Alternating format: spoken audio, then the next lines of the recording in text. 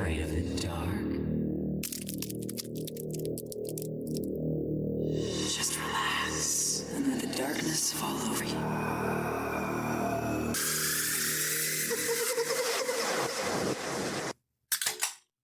Welcome to Afraidish, a podcast where we take a deep dive into the history and paranormal while enjoying some tasty adult beverages. From ghost sightings to hauntings, urban legends and cryptids, let's get weird and afraid-ish together. Welcome to episode 54. I'm Paul. And I'm Ashley. How are we doing? Yeah.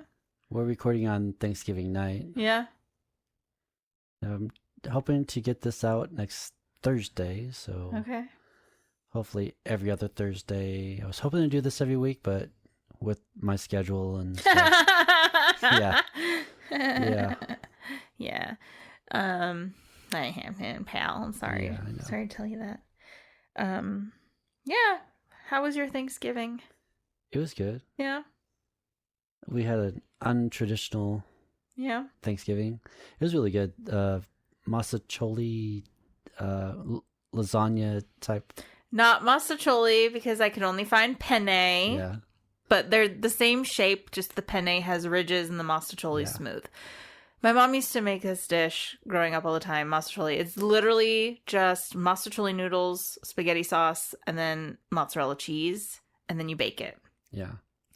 But because I kind of wanted lasagna, but you said massacholi sounded good, I made a few little tweaks. I made homemade Italian turkey sausage because my mom doesn't eat beef or pork if she can help it. So I made homemade Italian turkey sausage, which I think was a little over seasoned. It was a little overspiced, but like I couldn't taste it as I was making it because it's raw turkey meat. Yeah. So I was just kind of going off of smell. But it was fine. Yeah. It was fine because then like the sauce and everything kind of mellowed it out. And then I put a layer of the noodles and sauce with sausage and then put ricotta cheese. Yeah. And then put another layer of the noodles and sausage and then used provolone cheese and then mozzarella cheese on top and then topped it with Italian panko breadcrumbs. And it was really good. Yeah. Yeah. And I made a cheesecake. Yes, your famous homemade cheesecake. Yes. So good. I used the German speculoos cookies for the crust. They're the cookies that, at least at Aldi, they come out every year this time of year. Yeah. They're shaped like windmills. Those are good. Yeah. Yeah, so that was our day. Yeah. What are we drinking? Long Island iced teas again. More Long Island. I'm not as drunk as last time. You're not as stink as you drunk you were? Yeah, I was so fucked up last time. It was so bad. It took me all of my 4 days off to completely recover. Because holy shit. Well, you're old If you haven't now. heard the last episode, I would go back and listen. Because this is actually like a trilogy series. Trilogy of the Great Lakes. Anyway, so let's go ahead and get started. Okay. Here are 5 fun facts about airplanes. Uh-huh. I know what you're talking about. Yeah. 5 fun facts. Number 1. Most commercial planes can climb at speeds of 1,500 to 2,000 feet per minute, reaching their cruising altitude of 30,000 to 40,000 feet in just 10 to 15 minutes. Damn. It's pretty cool. I mean, growing up, after my mom moved to Missouri, we would fly for like summer break and Christmas break. Yeah. We would fly from Ohio to usually St. Louis. And we were literally in the air for like an hour, maybe an hour and a half tops. And it was like the majority of the flight was reaching cruising altitude and then descending from cruising altitude. Like they never really turned off the fasten seatbelt sign. That is crazy. It's like 5 minutes to go potty and then then you were back trapped in your seat again. That's wild. Yeah. I've never flown, so. Yeah. It's not fun. I don't recommend being trapped in an aluminum tube with 100 other you're people. more likely to be in a car wreck than a plane crash. So It's not, I don't care about the risks of a plane crash, honey. I care about the other assholes I know. on the plane, mouth breathers. Just, ew. I get it. Yep, I get it. Number 2. Airplanes are usually painted white because it reflects sunlight, which helps keep the plane cooler and prevents UV damage to the fuselage. A white surface also makes spotting damage, dirt, and oil leaks easier. Yeah. Do you follow Airplane Facts with Max on Instagram? Yes, I do. That's pretty cool. I love his stuff. Yeah. Number 3. The so-called black boxes used for flight data and cockpit voice recordings are actually bright orange to make them easier to locate after an accident. I mean, that makes sense. They probably were black at one point, and that's Yeah. why they're called black boxes, but with modern safeties, regulations, and things, everything's either bright orange or that yellow-green reflective. Number 4. As of 2024, Singapore Airlines operates the longest non-stop commercial flight from Singapore to New York, covering about 9,500 miles in roughly 19 hours. Damn. That is crazy. I'm surprised it's not United Emirates. Oh, yeah. Like, I would believe that United Emirates had the longest consecutive flight, Yeah. but Singapore Air, that's impressive. Yeah. Number 5. In 1958, a Cessna 172 set the record for the longest continuous flight. The pilot stayed aloft for 64 days, 22 hours, and 19 minutes by refueling mid-air. What kind of plane was it? I'm not sure what a Cessna 172 is. Oh, that's like Amelia Earhart's plane. Probably. Yeah. Yeah, that's wild. And to have the agility to refuel in the midair. Was he alone, or did he have a co-pilot? Usually you're not alone. I'm not sure. The pilots, so I'm going to say 2 at least. Yeah. Yeah. Yeah. That's wild. Yeah, that was crazy. They say the Great Lakes don't give up their dead. No, they don't. But what about the skies above them? Tonight, we're venturing into a chilling part of history that often goes overlooked.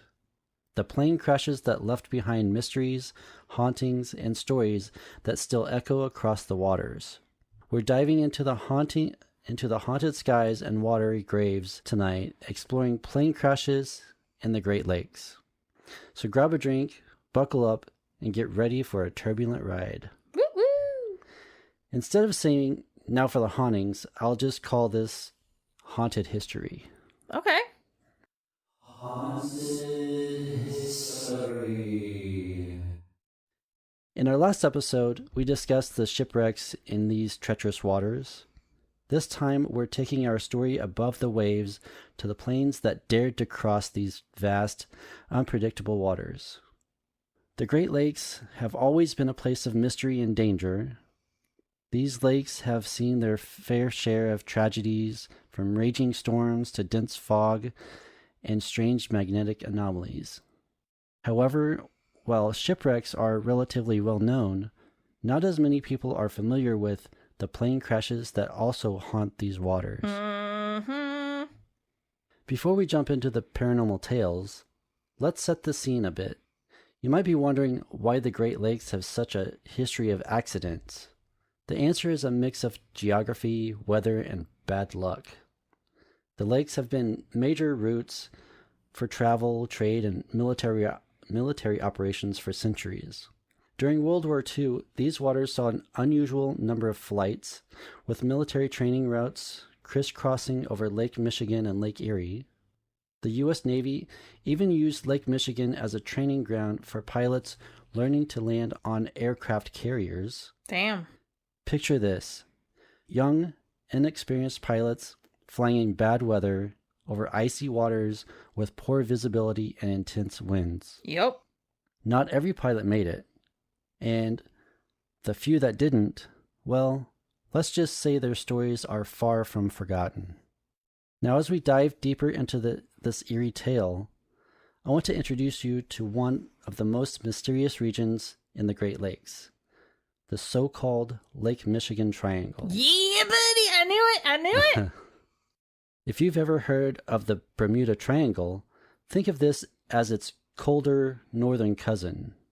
This triangle spans from Manitowoc, Wisconsin, across to Ludington, Michigan, and down to Benton Harbor. Over the years, it's been linked to dozens of strange disappearances, not just of ships, but planes as well. The most famous of these mysterious vanishings is Flight 2501, a Northwest Airline DC-4 passenger plane that disappeared in June 1950. This was a huge tragedy. It was the deadliest commercial aviation disaster in the United States at the time. You said it was a 4-person? No. Well, a Northwest Airlines DC-4 passenger. Oh, okay, not 4-passenger. No, it's DC-4 called, yeah. passenger plane. Yeah, it's the type of airplane. Okay. Yeah. I thought you said 4-passenger plane, No. and I was like... Northwest Airlines DC-4 passenger airplane. Okay. Yeah. Flight 2501 took off from New York on June 23rd, 1950, bound for Seattle. It was just an ordinary flight carrying 58 passengers and crew, scheduled to fly over the western part of Lake Michigan. But somewhere over the lake, at around 11 p.m., the pilot made a chilling radio call, requesting permission to descend due to turbulent weather. It was the last anyone ever heard from the flight. Damn. After that, the plane disappeared without a trace. Search teams were deployed immediately, scouring the lake from shore to shore.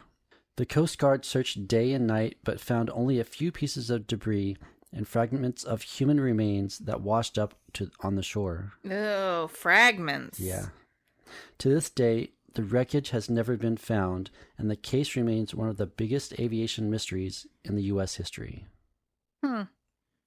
Imagine being on that search team, combing the freezing waters with nothing but hope and a bit of luck, and yet there was nothing. Yeah, that's sad.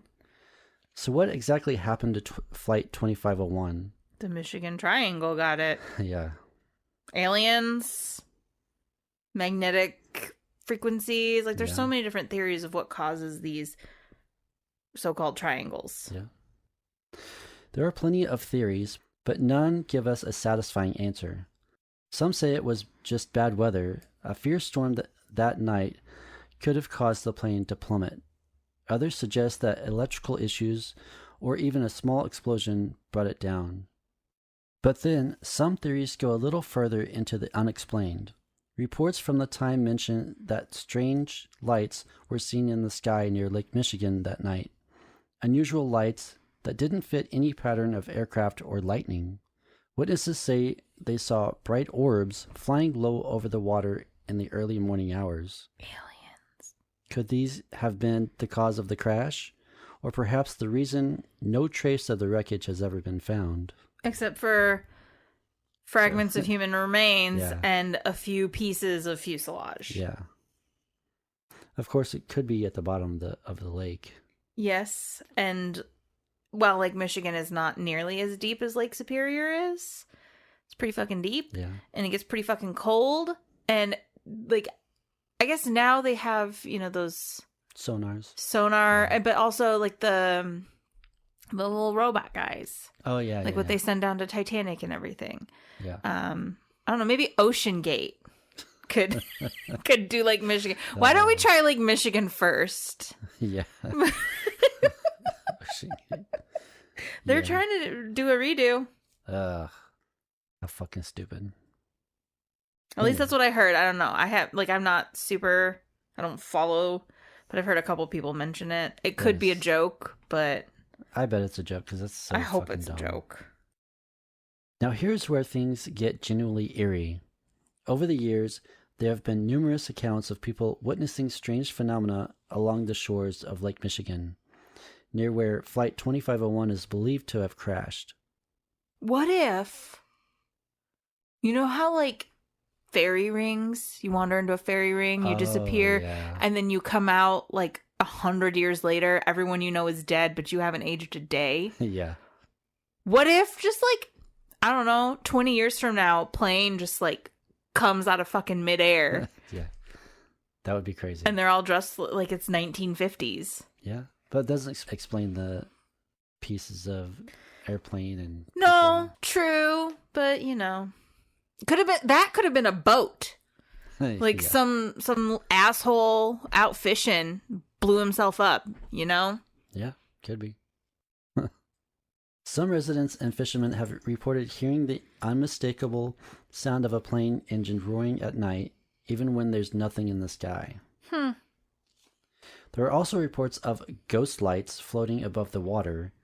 These lights seem to mimic the path of a plane, moving steadily before vanishing without a trace. Locals believe these lights are connected to the spirits of the passengers and crew of Flight 2501, trapped between worlds, forever reliving the final moments of their fateful flight. Well, if you think about holy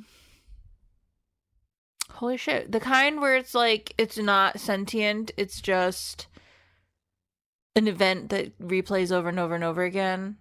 Residual, thank you. Residual hauntings. That's probably what it is. And water and or stone tend to be like the primary things that surround residual haunting. Sometimes it's not, but a lot of times when there's a residual haunting, it's close to water or it's around like a building that's made with stone, things like that. Again, not always, but often. A giant fucking freshwater lake. That's, Yeah, it's possible. Yeah. A fisherman once shared his story. He was out on Lake Michigan late one night when he saw a faint glow in the distance. At first, he thought it was another boat, but then he noticed it wasn't moving like a boat. It hovered above the water, moving slowly before suddenly vanishing. He swears to this day that he saw the ghost of Flight 2501. That seems less like a ghostly airplane and more like aliens to me. Yeah. Could be aliens. I mean, when in doubt, blame the aliens. Yeah. So what really happened to Flight 2501? And are those 58 souls still wandering above the water, waiting to be found? We may never fully answer these questions, but stories like these remind us that the past doesn't always stay buried, especially beneath Lake Michigan's dark, churning waters. Or does it? Or does it? Now let's step back in time to a different but equally haunting chapter, World War II. Yeah. The Great Lakes served as an unusual purpose in U.S. military operations during the war. In particular, Lake Michigan became a massive training ground for U.S. Navy pilots preparing to fly off aircraft carriers in the Pacific. Yep. This was essential training, but also dangerous, especially over the unpredictable Great Lake waters. Imagine being a young pilot, barely 20 years old, thrust into a cockpit and told to land on an aircraft carrier deck in the middle of Lake Michigan. They did practice before they did the real thing, though. Like, Yeah. they had runways where they had, like, lines drawn where it's like, okay, you got to take off before this line because this is the length of an aircraft carrier, etc. So it wasn't like they weren't just like, okay, first time in a plane, now land on this boat. Yeah. I don't know. Visibility was low, turbulence could be brutal, and the slightest misstep could send you crashing into icy, unforgiving waters. Lake Michigan was chosen as a carrier landing training site because it was relatively sheltered from enemy threats, yet big enough to simulate the ocean's vastness. Two paddle steamers, the USS Wolverine and the USS Sable, were converted into makeshift carriers, providing a controlled environment for pilots to practice carrier landings. A paddle what? Paddle steamers? Yeah, those are small compared to aircraft carriers. I don't know. That's what it says. Huh. I'm just trying to, like, picture the logistics of that in my head, and the math ain't mathin'. Unless they're big, like... I mean, they're big, but they're not as big as aircraft carriers. Yeah, I don't know. I'm not, like, it's not like a fucking tugboat, but I don't know. it's not an aircraft carrier. Look them up. I don't know. What was the So, Wolverine? USS Wolverine and USS Sable. Anyways, between 1942 and 1945, over 17,000 pilots trained on these carriers. While most successfully completed their training, not everyone returned to shore. That doesn't look like a fucking paddle steamer. What? It's probably what they're called. That, I mean... They've done, if that, maybe in a past life it was a paddle steamer and they just did a shit ton of modifications to it. Yeah. I mean, it was a steamer ship. I don't know. Okay. I mean, still not as big as an aircraft carrier, but I guess. I bet instead of One rotors, plane, they had maybe? paddles under there. I don't know. Let's see. Let's Google paddle Steamer. steamer. Okay, this is a paddle steamer. Think what's that fucking boat that goes out on the lake down in Branson, Table Rock Lake? I don't know. I did one of those in Nashville once. They're big. Yeah. But they're not aircraft carriers. No. Anyways. Huh. Fascinating. Anyway, continue. Anyways. I'm just gonna be over here going, what the fuck? Between 1942 and 1945, over 17,000 pilots trained on these carriers. While most successfully completed their training, not everyone returned to shore. Hundreds of planes crashed into Lake Michigan, many with the pilots still inside. Today, dozens of those wrecks remain on the lake bed, Yes. preserved by the cold, fresh water. Yes. One of the most famous crashes involved an SBD Dauntless, a dive bomber that went down during a training exercise in 1944. The pilot unfortunately didn't survive, and his remains were never recovered. Years later, a group of divers rediscovered the wreckage, and here's where things get strange. Divers who explore these wrecks have reported an unsettling feeling. Some say they feel like they're being watched or hear faint whispers underwater. Huh. I wonder what that sounds like. If it sounds like a whisper underwater, or if it sounds like a whisper in air, but it's underwater. I don't know. Like, what does a whisper underwater sound like? Could be a mermaid. I mean, I grew up on the lake, so we would go underwater, and you have, in order to communicate feet away, you have to yell to project the sound. I have no idea. And then it's very unintelligible still. Like, we would go under and we would try to figure out what each other was saying. Almost never could. That's wild. Yeah. There's even a story of one diver who felt a hand brush his shoulder while inspecting the SBD Dauntless cockpit. Could have been seaweed or a fish. Maybe. When he turned, no one was there. Duh.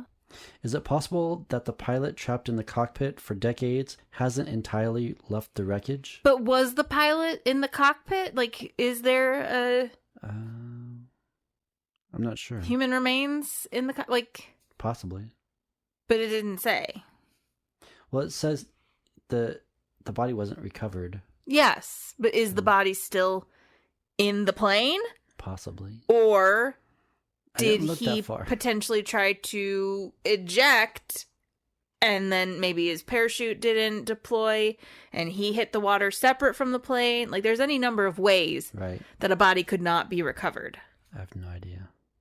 There's something haunting about these stories, something that pulls you into the loneliness and fear these pilots must have felt as their planes sank into the cold darkness. Yeah. But Lake Michigan isn't the only lake with ghostly tales from World War II. Lake Superior. Over Lake Erie. Oh! Okay. Fishermen and local residents have reported seeing what they call ghost planes. Lake Erie hardly counts because it's not attached to Michigan. Oh my gosh. Phantom aircraft that appear out of nowhere and vanish without a trace. Maybe UFOs, I don't know. You know. The sightings are usually during heavy fog or right before storms, adding an extra layer of mystery. Maybe it's ball lightning.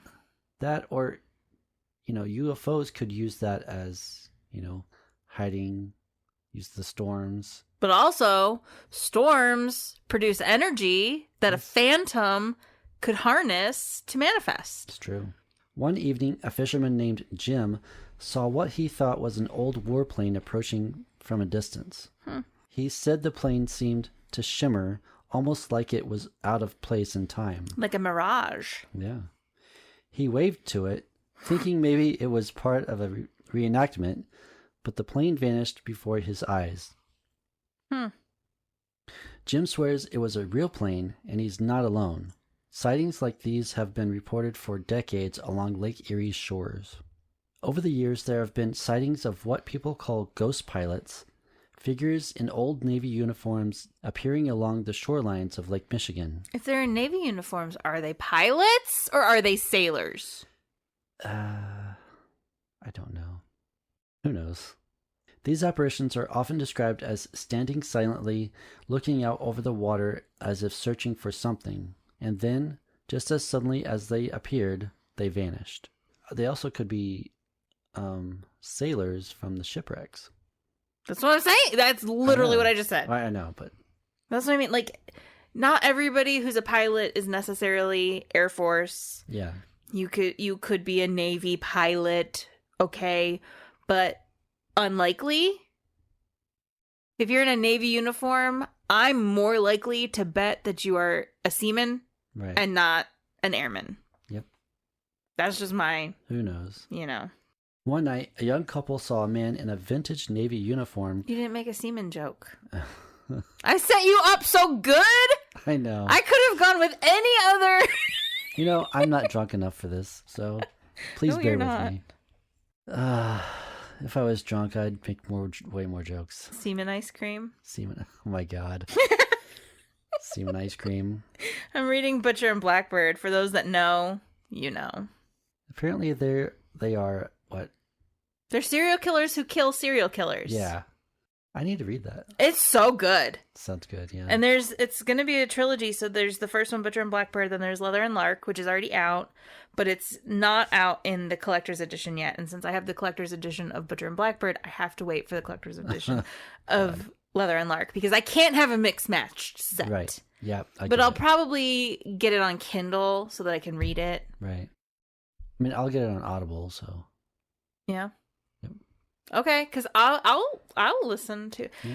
Lauren says the audio was so good because it's a tandem, right? Not a one or the other. So, like the Book of Kingdoms, they the guy reads one chapter, yes, and the woman reads another. If chapter. The chapter is from the perspective, the narrator that correlates to the character's gender reads the whole chapter, right, including characters not of the gender that the narrator is. I have yet to hear a book like when they tandem read.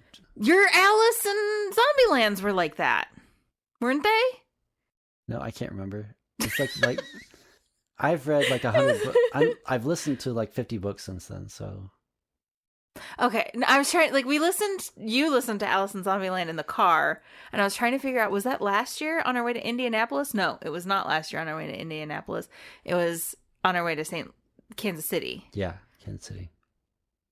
But it was still very annoying because I tried to put my earbuds in, and for some reason, on active noise canceling, it doesn't active noise cancel other electronic sounds.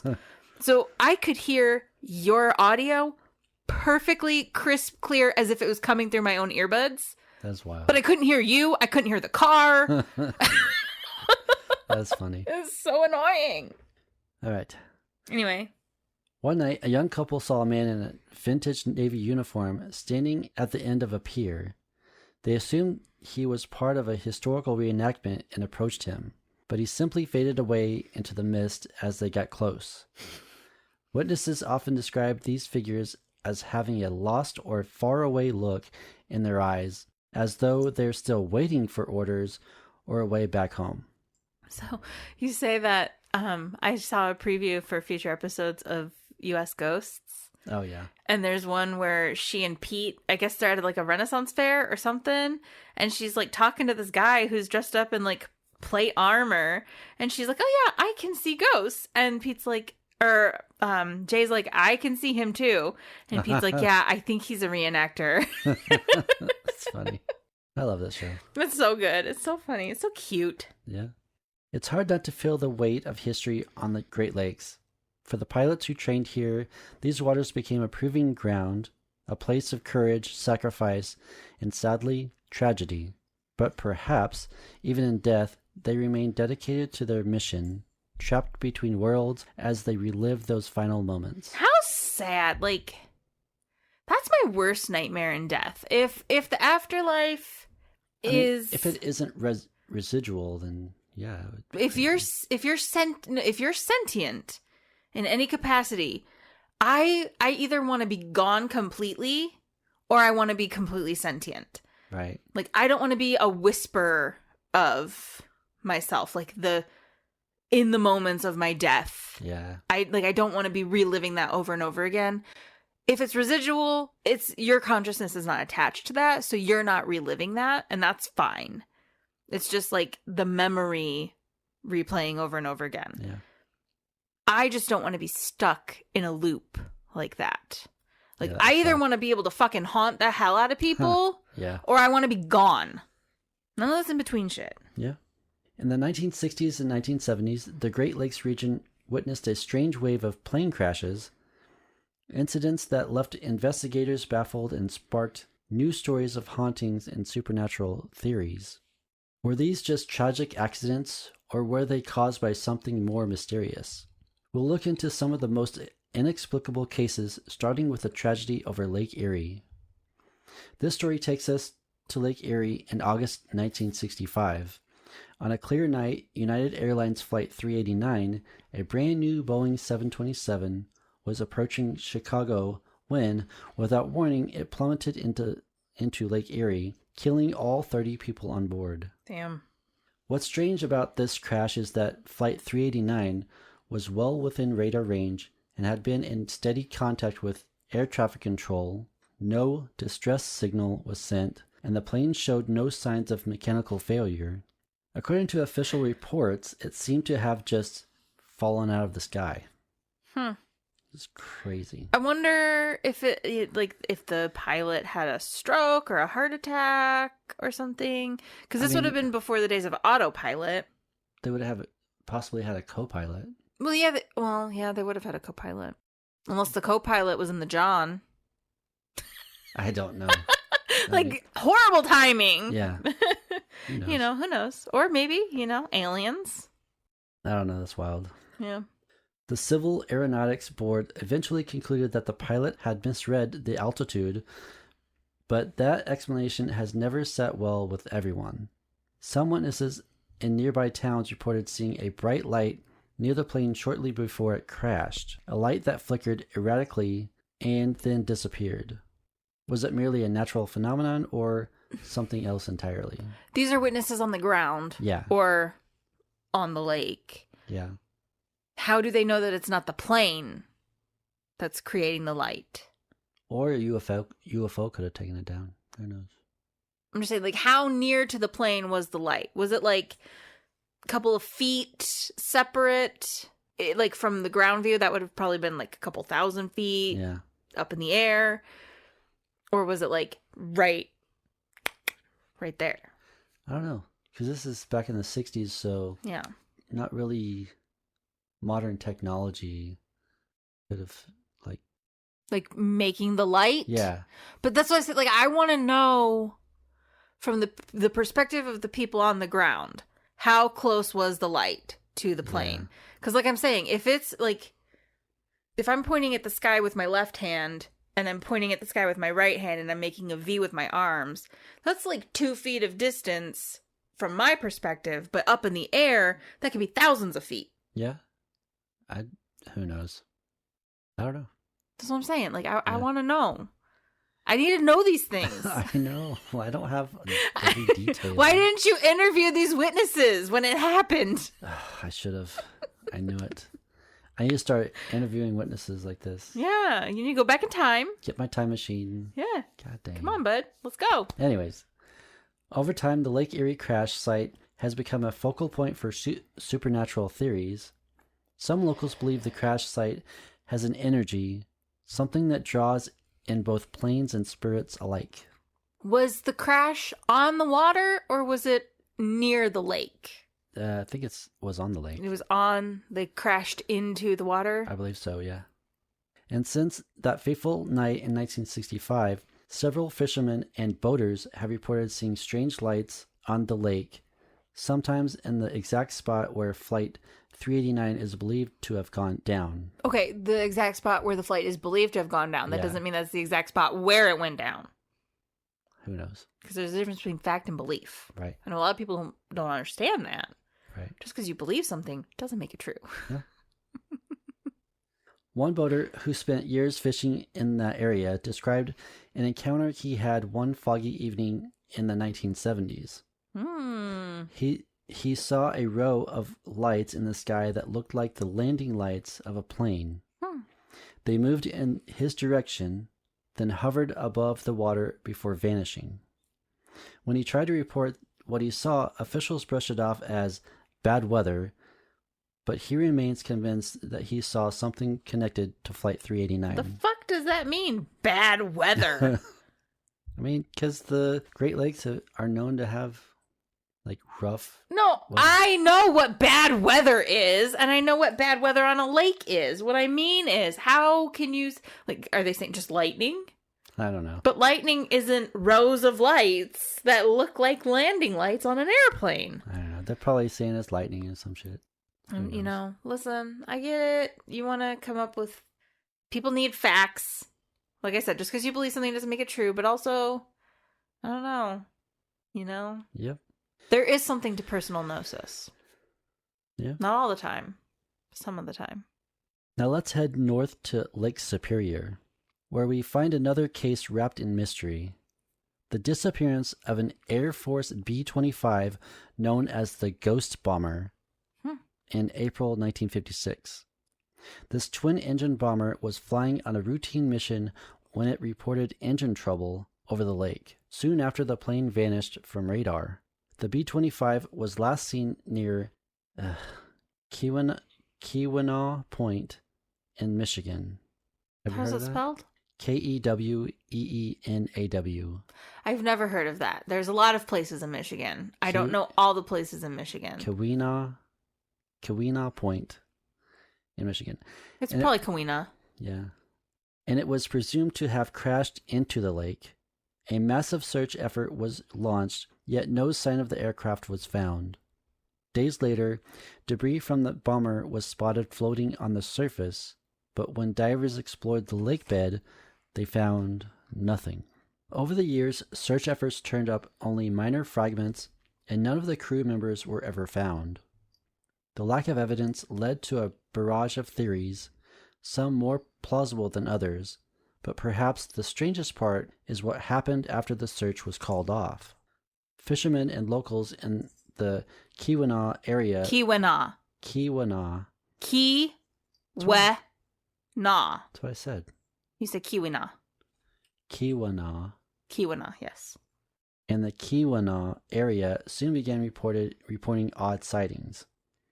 They claimed to hear phantom airplane engines and see shadowy outlines of a plane on foggy nights. Low over the water, the locals started calling it the Ghost Bomber of Lake Superior, and as time went on, the legend only grew. There's one particular story that stands out. A local named Charlie witnessed what he described as a plane hovering just above the water on a foggy morning in 1960. He said it looked like an old bomber, and for a moment he thought it was a real aircraft about to crash, but as he watched, it faded, eventually disappearing into the mist. He never forgot that sighting and swore for the rest of his life that it was the missing B-25. You know, I walk this fine line between, like, personal gnosis, like, there is something to personal gnosis, but also, if you're the only person that saw it, did you really see what you think you saw? Yeah. And also, like, all of these old men out, either with their buddies or by themselves, how drunk were they? Yeah. Who knows? You know, that phantom airplane that you saw when you were out fishing alone at night, a bottle of whiskey deep. Yeah. Yeah, who knows? Probably wasn't a phantom airplane. It was probably a hallucination. Yeah. You were tripping. Yep. Now, here's where things take an even stranger turn.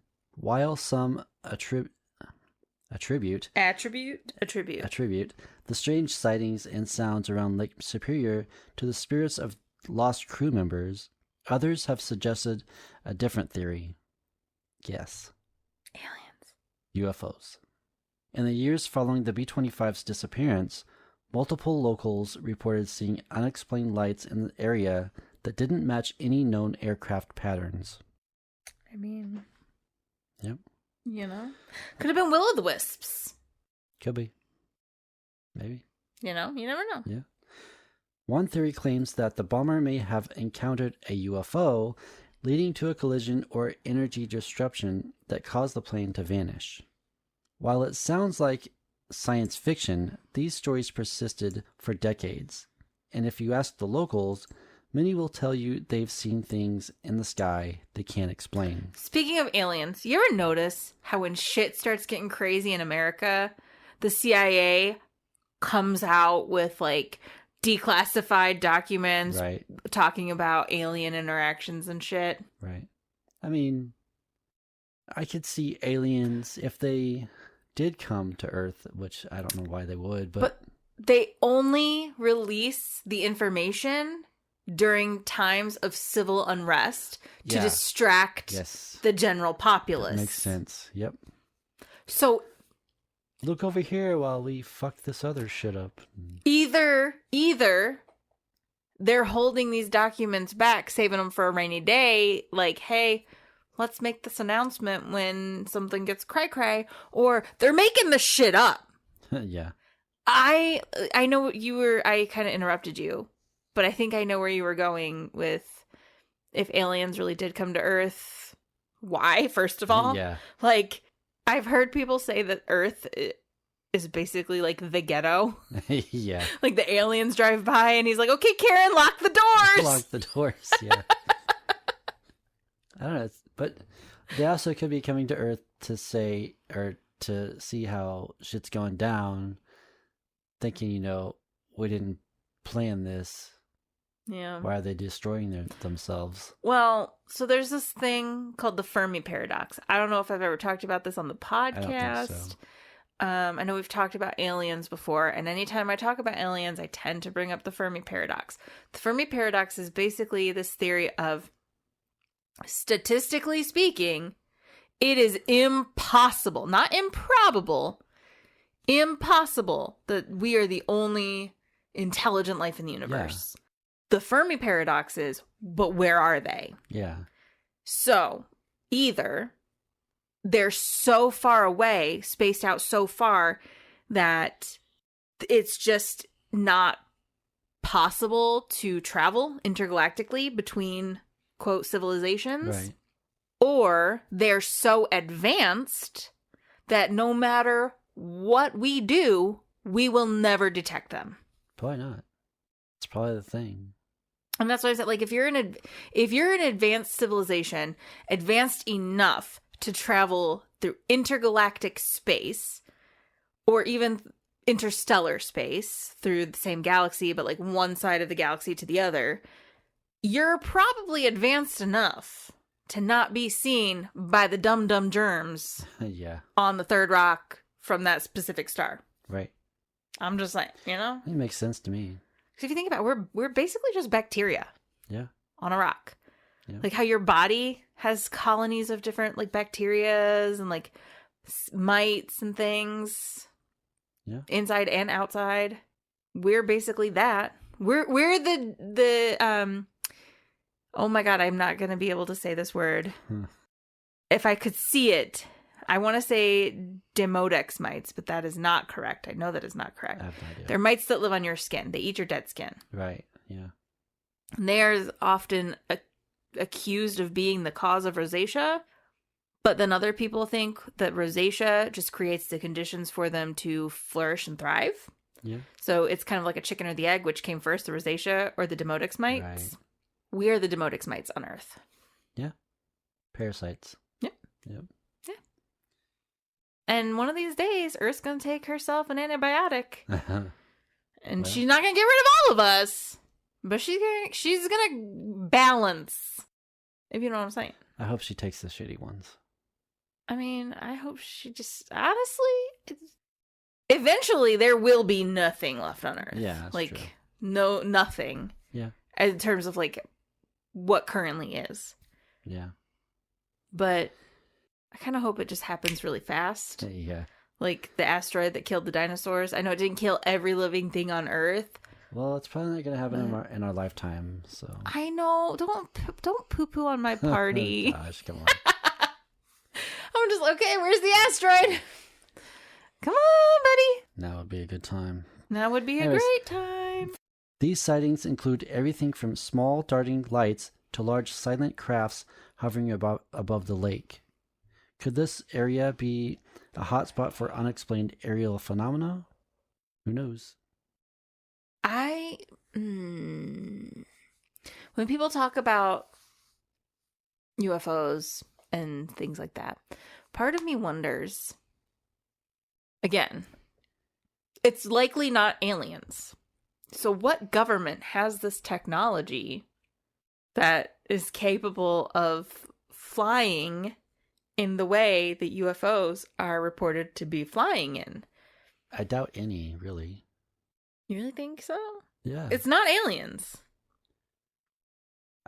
Who knows? It's statistically impossible I don't know. for aliens to come here. Is it, though? I literally just explained the Fermi paradox. I know. I don't know. Maybe not statistically impossible, but statistically improbable. For Who sure. knows? We never know. I mean, you do never know, but also unlikely. We've explored the history, tragedies, and ghostly tales surrounding these lost planes. But now let's focus on the present modern encounters that suggest the Great Lakes might still hold on to secrets from the past. It's tempting to think these tales are just relics of a distant time, but recent events and encounters tell a different story. New sightings and strange encounters continue to surface, suggesting that whatever haunts these waters is still very much alive. Let's start with recent reports of what many call ghost lights over Lake Michigan, particularly near where Flight 2501 went down. For decades, people have seen bright, hovering orbs over the water, lights moving erratically or floating silently before vanishing. And these aren't just stories from the past. There have been sightings as recent as last year. One couple camping near Ludington State Park described a strange event in 2022. This was from an article from 2023. Okay. In 2022, sitting around their campfire, they saw two bright orbs floating over the water. They watched, transfixed, as the orbs moved in a perfect line across the lake, eventually disappearing into the night. They heard no sounds, no engines, no hums, just silence. Local authorities often dismiss these sightings as distant boats or aircraft lights, but witnesses remain unconvinced. Many claim these lights move in ways that defy natural explanation, almost as if they're searching for something. For those who venture below the surface, the mysteries of the Great Lakes only deepen.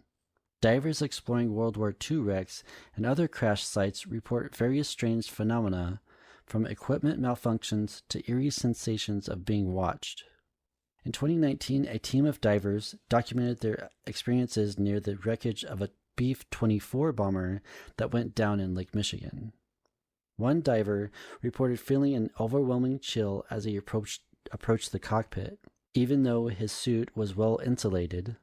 He described it as a coldness that cut straight to the bone. Then his equipment began to act up. His lights flickered, and his oxygen levels seemed to drop suddenly, forcing him to surface early. Diving experts might attribute this to technical issues or psychological stress, but these divers insist that something otherworldly was at play. Some believe the spirits of these lost pilots are still guarding their planes, unwilling to let go even decades later.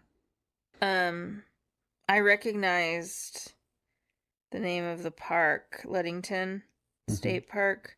Yeah. That is very close to Michigan Adventure and Hart, Michigan, which are at least used to be very popular travel destinations for my family. Yeah. Also Traverse City, but it's a little further southwest of Traverse City. Oh, Traverse City ice cream. Love it. I knew it was made in Michigan. Yeah. We used to go to Traverse. There's a Renaissance fair up there. I used to have pictures of myself in the stocks. No, I think it's... No, I don't know. No, they have one ice cream called Traverse City something. Hudsonville ice cream. Anyways, I need to continue. Yes, keep going. Recent advances in underwater archaeology and sonar technology have helped us learn more about the wrecks at the bottom of the Great Lakes. Hudsonville ice cream is made in Hudsonville. Yes. Which is close to the town of Holland. Which is like... let me make sure, because... I don't, they do have an ice cream called... Well, yeah, Traverse City is like a huge... Yeah. It's a huge thing. Yeah, okay. It's pretty near Ludington, actually. Nope, sorry. I saw Lake Town and my brain said Ludington. Open in maps. Keep going. Keep talking. Recent advances in underwater archaeology and sonar technology have helped us learn more about the wrecks at the bottom of the Great Lakes. Okay, it's about 50 miles south of Ludington. It's Michigan Adventure is literally halfway between Ludington and Holland. Cool. Sorry, keep going. These advancements have led to some incredible discoveries, but have raised even more questions than mysteries. Nope. What? These advancements have led to some incredible discoveries, but have raised even more questions and mysteries. Than mysteries. Mysteries are basically questions, man. I know. In 2018, a sonar scan detected what appeared to be the remnants of a World War II fighter plane near the spot where Flight 2501 went down. Fascinating. The strange thing? When divers went to investigate, the wreck seemed to vanish. A second sonar scan months later revealed nothing. No plane, no wreckage, or evidence that it was ever there. It's as if the lake itself had swallowed the wreck whole. Well, that's what I'm thinking, like shifting sands. Yeah, that's. But it would be interesting if it's been there since World War II. So it's been there for 80 years. And then all of a sudden, it's gone in 6 months. Yeah. That's weird. But, you know, anything can happen. But if it was like an underwater rock slide or something, it would have caused maybe not a tsunami, but there would have been. Yeah, there would have been evidence of that type of thing, like on the surface. Yeah, I don't know. So, interesting. Yeah, that's wild. Some researchers believe these instances could be explained by shifting lakebed sands or dense underwater vegetation. Or grave robbers. A whole airplane? Amateur archaeologists. Maybe not a whole airplane. I don't know. It depends on how deep it is, how far offshore it is, and if a team of divers working clandestinely, whatever, could... like I said, it depends on how deep it is and how far offshore it is, for it to be feasible or not. But like, crazier things have happened than people stealing. Find out about, there's an airplane down there. Let's go. Yeah, who knows? Who knows? But others see this as evidence that something supernatural guards these sites, keeping them hidden from the world above. That too. Also, interdimensional travel. I know I mentioned like the fairy rings and stuff. For me, I believe in interdimensional beings more than I believe in interstellar beings coming to Earth. I mean, maybe this, like these triangles Maybe these airplanes did crash, but fell into the triangle, into a different dimension. And then parts of them happened to just be in our dimension. Yeah. They missed the portal. Yeah. That's wild. Yeah.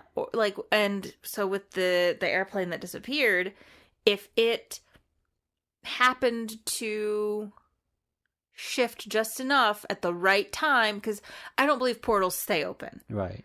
They open and close. And the portal could have closed as the plane was entering and cut off part of it. Or just maybe the portal opened and the plane slipped in at the right time. Yeah.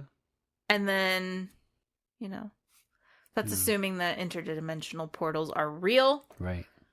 Not saying they are, but Right. also, can you prove they're not? No, you can't. Right. I don't know. Wormholes and shit, man. Yeah. The stories we've heard tonight are more than just tales of tragedy. They remind us of the mystery and power of the Great Lakes. Each crash, each lost soul leaves a mark on these waters, echoes that linger long after the initial impact. Maybe these spirits are simply lost, bound to the lakes that became their final resting place. Or perhaps they're reaching out, hoping to tell their stories. It's said that water holds memories and that it can remain an imprint of the past. If that's true, then the Great Lakes must be saturated with the memories of every soul lost in these waters. For the pilots and passengers of these lost planes, perhaps the lakes hold onto their final moments like photographs suspended in time. As we've seen tonight, the Great Lakes are home to more than just fish and shipwrecks. They've also claimed the lives of dozens of pilots, and with them, a collection of chilling mysteries. Whether you believe in ghosts or not, it's hard to deny these lakes have something otherworldly about them. If you're ever near the shores, especially on a foggy night, maybe keep an eye out. You never know who or what you might encounter. So that's it. This makes me, and this is gonna shock your pants off. This makes me want to go camping on Lake Michigan. You mean glamping or camping? Camping is cheaper than glamping, but also we gotta time it correctly. Yeah. Because I ain't about to be out there with the mosquitoes and shit. Yeah. No, sir. So April. I could go camping in April. Still too cold though. Wear a sweater. There's no such thing as bad weather, only bad clothing. Which is why I'm knitting wool. Yeah. So that I can stay cozy and warm and dry. Yeah. Without having to wear a fucking parachute. Because that's all modern clothing are anymore. It's just fucking layers of polyester, and it's gross, and I hate it, and it makes me itch. Okay. I'll make you a sweater, but you never wear it. So I won't make you a sweater because you'll never wear it. Why would I waste my fucking time? I want to, but they make me too hot. Have you ever worn wool? Probably. Have you? Real wool? I don't know.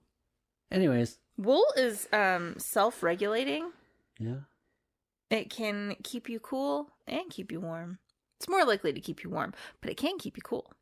Okay. I would wear one. I mean, it's not something I'd want to wear in the summer to Yeah. keep me cool. But it's supposed to keep you comfortable. Okay. It keeps the hot out and the cold out, and it keeps the hot in. Okay. At the same time. Anyways, let's get out of here. Before I hope everybody liked this episode. I know I wasn't as drunk as last time. You're struggle bussing, man. When I'm tipsy, I could, I'm not as nervous or whatnot. Why do you still get nervous? I don't know why I still get nervous. It's just talking a lot causes me to... It's because you try to make it like a TED Talk when you should just be trying to have a conversation with your wife. I know. I try, and you just get annoyed. I don't get annoyed. Anyways, let's get out of here. If you have any stories or requests of anything you want to hear about or know anyone who does, please email me at afraidishpodcast@gmail.com. If you enjoy episodes like this, please subscribe and get notifications for new episodes that drop. Facebook, Instagram, and I'm just going to delete Threads because I can never get a post on there. Why? Don't delete it. Well, I'm not going to delete, but when I do... You can share your Instagram posts straight to Threads now through the Instagram posting. Just like you can share direct to Facebook. I can, but they end up too long because of the hashtags and stuff. I'd have to take all the hashtags. How many hashtags are you using? Not that many. Anyways. I've never had an issue, and I use about like 10 to 12 hashtags per post. That's what I do. And my posts are pretty long because they're like mini blog posts. And I've never really had an issue. But also, when you share it to Threads, it shares as an Instagram post. So if somebody wants to continue reading, they click on the thing and it takes them to Instagram. I'll have to figure that out. Anyways, tell me what haunted location you want to hear about or anything paranormal. All the links will be in the show notes. I have this on YouTube as audio. You can listen almost anywhere you listen to podcasts. Also rate and review on Apple Podcasts and rate on Spotify 5 stars, please. And remember, the world is full of mysteries just waiting to be uncovered. Whether you're a skeptic or a believer, there's always something new to discover. What if you're a skeliever? Same thing. You want to believe, but you just aren't there yet. Yeah. And sometimes, the most unexpected places are the most haunted. Mm-hmm. Until next time, don't be afraid of the dark. Be afraid-ish of what's in it. Bye. Bye!